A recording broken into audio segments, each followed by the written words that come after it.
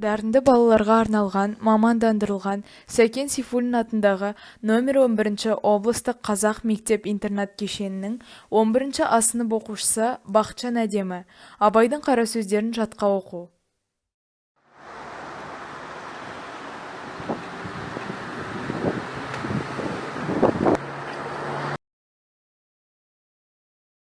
Абайдың 13 қара сөзі.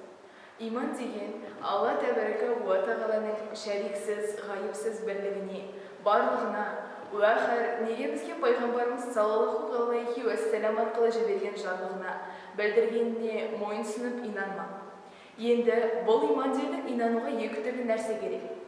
Әуелі не нәрсеге иман келтірсе, соның хақтығына ақылы бірлен дәлел жүргізерлік болып, ақылы дәлел испатқыларға жараса, мұны яки не иман десек керек. Екінші, кітаптан оқу бірлән, яки молдалардан есті бірлән иман келтіріп, сол иман келтірген нәрсесіне соншалық беріктік керек.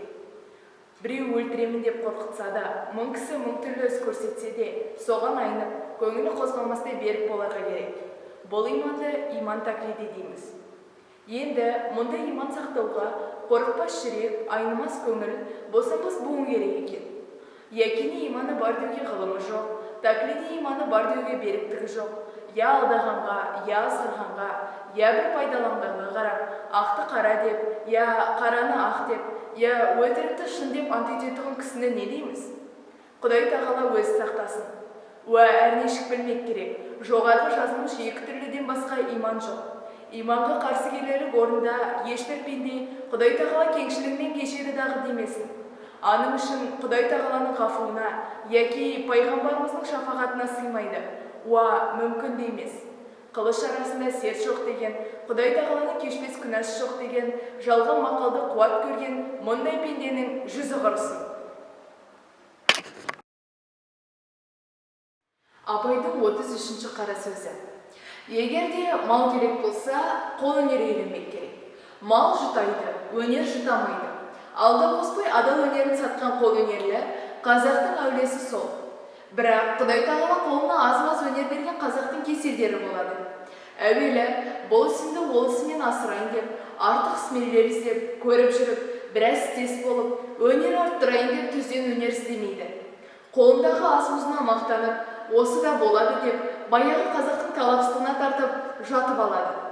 Екінші, ерінбей істей беру керек қой. Бір-екі қара табылса, малға бөге қалған кісімсіп, маған мал жоқ па дегендей қылып, еріншек, салдау, салғырт кербездікке салынады. Үшінші, дарқансың ғой, өнемісің ғой шырағым, немесе, ағеке, нең кетеді, осы ғанамды істеп бер дегенде, маған да біреу жалынарлыққа жеткен екенмін деп, мақтанып кетіп, пайдасыз алдауға, қу тілге алданып, өзінің уақытын өткізеді. Және анаған дүниенің қызығы алдауды білген дегізіп, көңілінде мақтандырып кетеді. Төртінші, тамыршылдау келеді. Бағанағы алдамшы шайтан тамыр болалық деп, бір болымсызын берген болып, артынан үйтемін, бүйтемін, қарық қыламын, тамырым, досым десе, мен де керектің бірі болып қалыппын ғой деп, және жасынан іс істеп, үйден шықпағандық қылып, жоқ барға тырысып, алдағанды білмей, дереу оның жетпегенін жеткіземін деп, тіпті жетпесе өзіне қосып, қылып бер дегеннің бәріне қылып беріп, күні өтіп, еңбек қылар уақытынан айырылып, жоғары шыққа қарық болып, тамақ, киім, борыш есінен шығып кетіп, енді олар қысқан күні біреудің малын бұлдап қарызға алады. Оны қылып берейін, мұны қылып берейін деп, сонымен табысы құралмай, борышы асып, дауға айналып, адамшылықтан айырылып қор болып кетеді. Осы несі екен? Қазақтың баласы өзі алдағыш бола тұрып, және өзі біреуге алдатқыш болатындығысы қалай?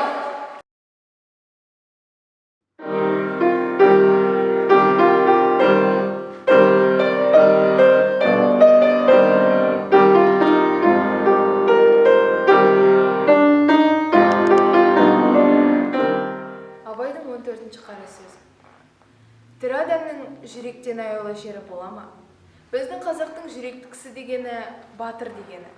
Онан басқа жүректің қасиеттерін анықтап білмейді. Рақымдылық, мейірбандылық, әрбір түрлі адам баласын өз бауырым деп, өзіне ойлағандай ойды оларға да болса игі еді демек, бұлар жүрек кісі. Асықтықта жүрек ісі. Тіл жүректің айтқанына көнсе, жалған шықпайды.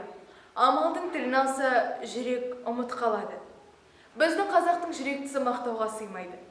Айтқанға көнгіш, уағдада тұрғыш, бойын жаманшылықтан тез жиып алғыш. Көштің соңынан итше ере бермей, адасқан көптен атының басын бұрып алуға жараған. Әділетті ақыл мойындаған нәрсеге қиында болса мойындау, әділетті ақыл мойындамаған нәрсеге оңайда болса мойындамау. Ерлік, батырлық осы болмаса, қазақтың айтқан батыры әншейін жүректі емес, қасқыр жүректі деген сөз. Қазақта адам баласы ғой, көбі ақылсыздығынан азбайды. Ақылдың сөзін ұғып аларлық жүректе жігер, қайрат, байлаулықтың жоқтығынан азады. Білместігімнен қылдым дегеннің көбіне нанбаймын. Білімді білсе де, арсыз, қайратсыздығынан ескермей, ұстамай кетеді.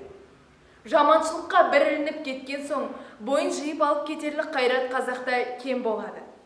Осы жұрттың көбінің айтып жүрген мықты жігіт, ер жігіт, пысық жігіт деп ат қойып жүрген кісілердің бәрі бәлеге, жаманшылыққа елітпек үшін бірін-бірі айда батырлап қыздырып алады да, артын ойлатпай азғыратығын сөздері.